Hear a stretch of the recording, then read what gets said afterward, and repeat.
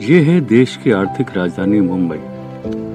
मुंबई एक ऐसा शहर जहां पर लोग पूरे देश के अलग अलग शहरों से कई सपने पाले हुए इस शहर की तरफ आते हैं, इसलिए इसे स्वप्न नगरी भी कहा जाता है। और यहाँ आने के बाद शुरू होती है जद्दोजहद, जिंदगी की लड़ाई, और उसमें सबसे पहला होता है जमीन को पकड़ना, यानी कि यहाँ आवास बनाना, रहना। सन 80 से 90 के दशक के बीच में मुंबई में जब बहुत महंगे मकान मिलने लगे तो लोगों ने नायगांव, वसई, विरार का रुख किया, जहां पर सस्ते दामों पर मकान यानी कि फ्लैट मिल जाते थे, जिसका नतीजा ये हुआ कि नायगांव सबसे पहला, उससे पहले मीरा भाईंदर, वहां के भवन निर्माताओं ने कंक्रीट के जंगल को बेतहाशा खड़ा किया, बिना नागरिक सुविधाओं को ध्यान में रखे, बिना उनकी जरूरतों को ध्यान में रखे दिन रात उन्होंने भवन के निर्माण किए और अकुत धन कमाया।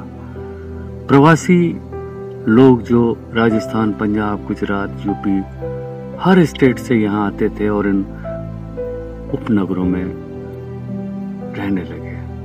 मुंबई चर्चगेट से 60-65 किलोमीटर की दूरी पर बसे ये उपनगर धीरे धीरे भीड़ का एक हब बनते चले गए। यहाँ पर कई सरकारें आई, कई सरकारें गई, लोगों की भीड़ लगातार बढ़ती गई, लोगों के पास साधन कम होने लगे, नतीजा तकलीफें। और आइए जानते हैं इन मुसीबतों में लोगों ने किस तरीके से गुजारा किया और अब तक वो चलते रहे इस उम्मीद से शायद ये आखिरी सितम हो, और लोग चलते रहे। कई सरकारें बदली, कई सरकारें आई, कई नेता आए, लेकिन किसी ने ध्यान नहीं दिया लोगों की जिंदगी की तरफ। अचानक आम आदमी पार्टी के कार्यकर्ता जो वहाँ के लोकल रहवासी हैं और पार्टी के लिए काम कर रहे हैं, उनका ध्यान नागरिक सुविधाओं की तरफ गया और पानी, बिजली, सड़कें, इन मुद्दों को लेकर वो खड़े हुए और जनता के लिए काम कर रहे हैं। उनमें सबसे अग्रणी नाम है, वहाँ के फाउंडर मेंबर हैं आम आदमी पार्टी के अखिल जैन, जिन्होंने ये पहल की और किस तरीके से वो वहाँ के जो प्रशासन है उसको सचेत कर रहे हैं, उन्हें जागरूक कर रहे हैं, उन्हें बाध्य कर रहे हैं कि लोगों के लिए वो कुछ सुविधाएं मुहैया कराएं, जो कि हमारे संविधान का एक अंग है। आइए जानते हैं कैसे ये लड़ाई शुरू हुई है और कहां तक पहुंची है। आइए मेरे साथ चलते हैं वसई विरार, जहां से लाइव आम आदमी पार्टी के रवि भूषण और अखिल जैन हमारे साथ हैं, हम उनसे बात करेंगे। लेकिन नया कनेक्शन आप नहीं दे रहे हो, आप वसई में नहीं दे रहे हो, नायगांव में नहीं दे रहे हो, विरार में नहीं दे रहे हो। आप जब देखो 1 साल 2 साल के बाद फिर गड्ढे करते हो, वापस से होता है, खर्चा उतना ही होना है। वन टाइम आप सिस्टम के हिसाब से करते, कैसे डेवलपमेंट हो, सब आपका परमिशन से होता है। जो पानी की समस्या है बसी विरार नायगांव में, वो बहुत ही विरल समस्या है और ये समस्या कृत्रिम समस्या है। ये समस्या जानबूझ के प्रशासन की तरफ से खड़ी की गई है। अब लोगों की जो 60 गांठ टैंकर मार्केट है वो आज उजागर हो रही है। और अगर कुछ ऐसी प्रॉब्लम आ रही है पानी की और टैंकर मंगवाना पड़ रहा है, तो मैं म्युनिसिपैलिटी वाले से यही बोलूंगी कि आप टैंकर कभी बिल खुद ही पे करो। Very good. हर पब्लिक के ऊपर उसका बिल नहीं आना चाहिए, क्योंकि वो ऑलरेडी पैसे दे रही है। पैसे हाल ही में आम आदमी पार्टी वसई विरार ने वीवीएमसी के दफ्तर में जाकर उनको एक ज्ञापन दिया, जिसमें 12 मुद्दे रखे गए हैं और उनसे मांग की गई है इस पे काम किया जाए। क्या है वो, आइए जानते हैं। जिसमें पहला मुद्दा है कि नल के नए कनेक्शन आम लोगों को क्यों नहीं दिए जा रहे हैं। वसई विरार नाला सपारा नायगांव में पानी की जो समस्या है उसके खिलाफ हम लोग एक लड़ाई शुरू कर रहे हैं। इसमें हमने ये डाला है कि नया कनेक्शन नहीं दे रहे हो, बिल्डिंग बेच चुके हो, प्रॉपर्टी टैक्स वसूल रहे हो, नया कनेक्शन आप दे ही नहीं रहे।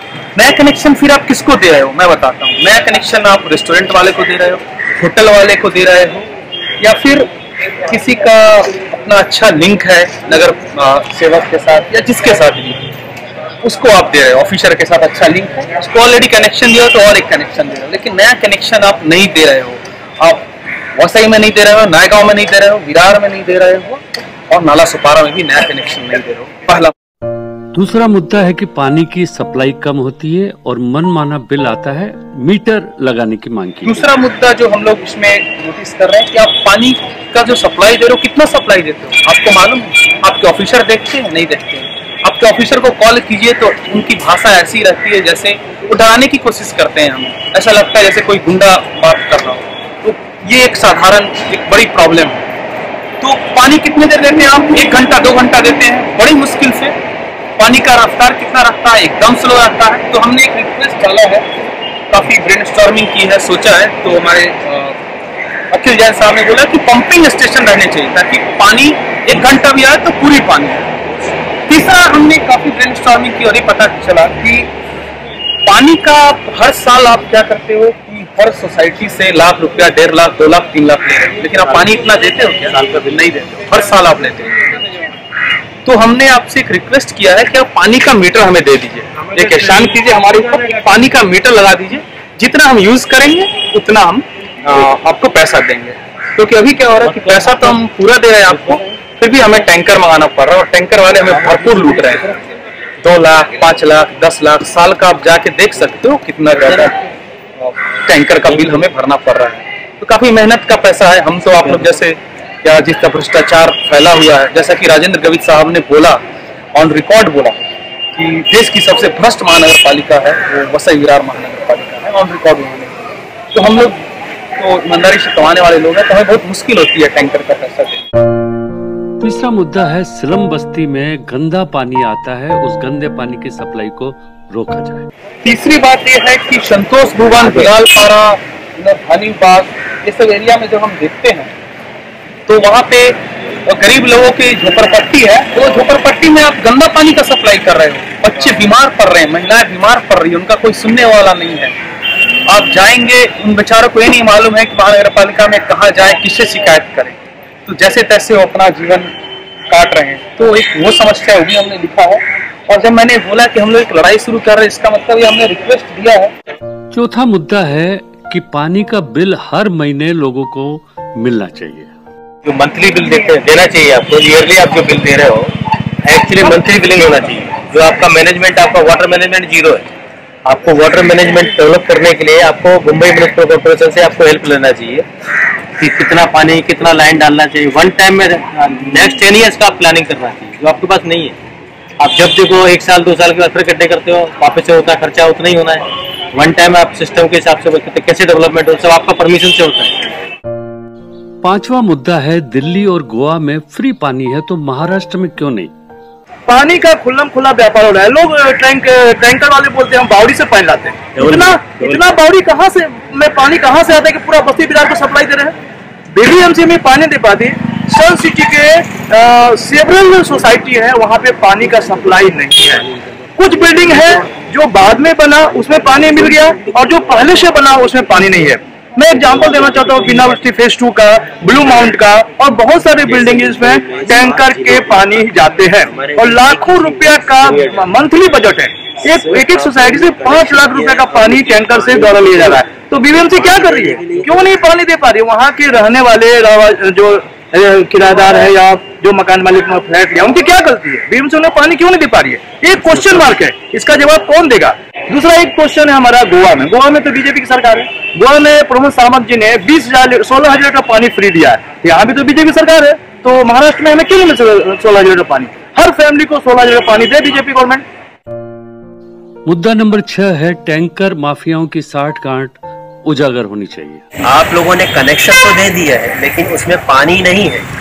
आप लोगों की जो साठगांठ टैंकर माफियाओं के साथ में है वो आज उजागर हो रही है और इसके निमित्त हम लोग मुख्य कार्यालय वहाँ पे शिकायत दर्ज कराने आए हैं।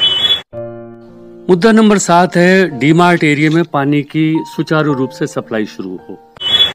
वसई विरार के बहुत सारे इलाके में पानी की कमी है, पर स्पेशली लिंक रोड में मैंने जहाँ देखा है वहाँ पानी मंडे को बिल्कुल नहीं आता है। टैंकर को मंगवाना पड़ता है और टैंकर अपने मन माने चार्जेस वसूल करते हैं, जिससे सोसाइटी के ऊपर बहुत ज़्यादा पैसे का लोड आ जाता है। इनफैक्ट मैंने खुद अपनी सोसाइटी में देखा है, एक साल का 80,000 सिर्फ और सिर्फ टैंकर वाले लेकर जाते हैं। मीन्स कि वो सारे जो पैसे हैं वो हर एक फ्लैट के ऊपर उसके पैसे देने पड़ते हैं, तो वो बहुत ज़्यादा हो जाता है हमारा मेंटेनेंस।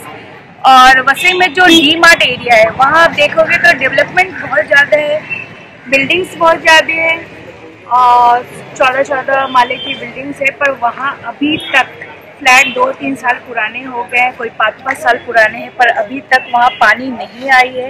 एवरी डे वहाँ 4-5 टैंकर हर एक फ्लैट बिल्डिंग्स में आती है, क्योंकि वहाँ फ्लैट्स की संख्या ज़्यादा है। एक सोसाइटी में आप देखोगे तो 70-80 से भी ज़्यादा फ्लैट्स है या 5 विंग 6 विंग के फ्लैट है, तो जिसके कारण टैंकर बहुत ज़्यादा मंगाना पड़ता है। अगर कुछ ऐसी प्रॉब्लम आ रही है पानी की और टैंकर मंगवाना पड़ रहा है, तो मैं म्यूनसिपालिटी वाले से यही बोलूँगी कि आप टैंकर का भी बिल खुद ही पे करो। Very good.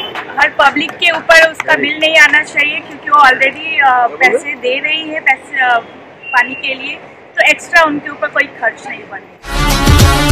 अन्याय का सीना चीर के अब आवाज निकलनी चाहिए, जो सत्ता भ्रष्टाचार की है वो सत्ता बदलनी चाहिए, वो सत्ता बदलनी चाहिए। आम आदमी की लहर है ये, आम आदमी की लहर है ये, आम आदमी की लहर है ये, आम आदमी की लहर है ये। इस सत्ता ने सब कुछ लूटा और जनता को बर्बाद किया, छीन के हक शरीफों का बेशर्मों को।